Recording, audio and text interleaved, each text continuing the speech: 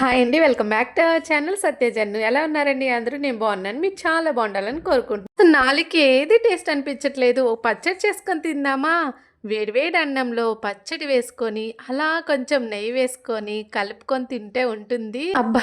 జీవం లేచొచ్చిందిరా బాబు అనిపిస్తుంది. మరి ఇంకెందుకు లేటు? ఆ అద్భుతమైన, రుచికరమైన పచ్చడిని చూసేద్దాము. ఇక్కడ నేను రాతుసరికాయలు తీసుకున్నాను.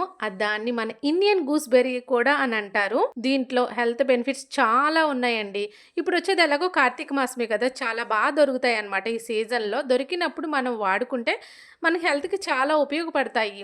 వీటిని నేను క్లీన్ చేసేసుకొని ఆ తడంతా తుడిచేసుకొని ఆరపెట్టుకున్నాను. దీంతో నిలవ పచ్చడి కూడా పెట్టుకుంటారు. అది పెట్టుకోవడం రాని వాళ్ళు ఇన్‌స్టెంట్‌గా ఇలా సింపుల్‌గా చేసేసుకోవచ్చనమాట.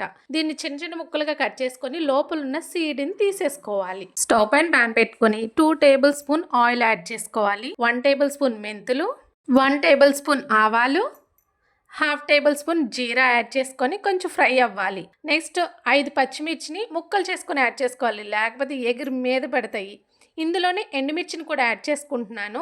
మీకు ఎండుమిర్చి బదులు పొండిమిర్చి పేస్ట్ అయినా యాడ్ చేసుకోవచ్చు. ఇవన్నీ ఒకసారి ఫ్రై అయిపోయిన తర్వాత 2 రెమ్మల కరివేపాకును కూడా యాడ్ చేసుకో. ఈ పోపు మొత్తాన్ని మంచిగా మాడిపోకుండా ఫ్రై చేసుకోవాలి. ఇక్కడే మీరు వెల్లుల్లి రెబ్బలు వేసుకోవచ్చు. నేను మా ఇంట్లో ప్రస్తుతం వెల్లుల్లి ఉల్లి వాడట్లేదు కాబట్టి నేను వెల్లుల్లి ఏమి యాడ్ చేసుకోవట్లేదు. ఈ పోపు మంచిగా ఫ్రై చేసుకున్న తర్వాత మనం ముక్కలుగా కట్ చేసి పెట్టుకున్న ఉసిరికాయల్ని ఇక్కడ యాడ్ చేసుకోవాలి. హాఫ్ టీ స్పూన్ పసుపు వేసుకొని అంతా ఒకసారి కలుపుకున్న తర్వాత మూత పెట్టుకోవాలి. మధ్య మధ్యలో తిప్పుకుంటూ ఆ ఉసిరికాయ ముక్క సాఫ్ట్ అయ్యే వరకు మగ్గించుకోవాలి. కొంచెం స్పూన్తో నొక్కితే బ్రేక్ అయిపోయేలాగా ఉంటే మనకి ఉసిరి ముక్క మగ్గిపోయినట్టే. స్టవ్ ఆఫ్ చేసుకొని అది మొత్తం చల్లారిన తర్వాత మనం గ్రైండ్ చేసుకోవాలి. వేడి మీద గ్రైండ్ చేస్తే ఎప్పుడైనా పచ్చడి టేస్ట్ అనేది మారిపోతుంది. చల్లారిన తర్వాత మిక్సీ జార్లోకి తీసుకొని అందులో ఫస్ట్ నేను సాల్ట్ యాడ్ చేయలేదు కాబట్టి ఇప్పుడు ఆ చట్నీకి తగ్గట్టు మొత్తం సాల్ట్ యాడ్ చేసుకుంటున్నాను. నేను అప్పుడు కొంచెం ఇప్పుడు కొంచెం యాడ్ చేస్తే నాకు సాల్ట్ ఎంత వేసానో అర్థం కాదనమాట. ఎందుకంటే ఇప్పుడు నేను ఏ రెసిపీస్ని టేస్ట్ చేయకుండా వండాలి. సో అందుకని ఇంకా ఒకేసారి ఆ చట్నీకి ఎంతైతే పడుతుందో అంత కల్లుప్పు అయితే యాడ్ చేసుకుంటున్నాను. ఇప్పుడు మనం గ్రైండ్ చేసేసుకోవాలి. గ్రైండ్ చేసుకునేటప్పుడే ఆ అరోమా చాలా బాగుంటుంది. ఆ ఫ్లేవర్ అనేది చాలా బాగుంటుంది. ఇప్పుడు దీన్ని పోపు పెట్టుకోవాలి.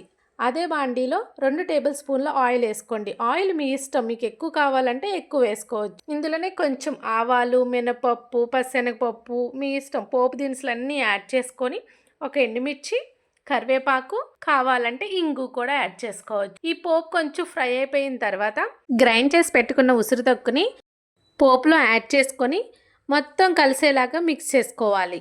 అంతే, టేస్టీ అయిన ఉసిరికాయ పచ్చడి రెడీ అయిపోతుంది. చాలా టేస్టీగా ఉంటుంది. ఇది దోసలోకి, ఇడ్లీలోకి అండ్ పెరుగులో కాంబినేషన్కి, రైస్లోకి అయితే ఇంకా చాలా టేస్టీగా ఉంటుంది. ఒకసారి ట్రై చేయండి. అండ్ హెల్త్కి మంచిది కూడా. ఈ వీడియో మీకు నచ్చితే లైక్ చేయండి. మర్చిపోకుండా నా ఛానల్ని సబ్స్క్రైబ్ చేసుకోండి. Thank you for watching.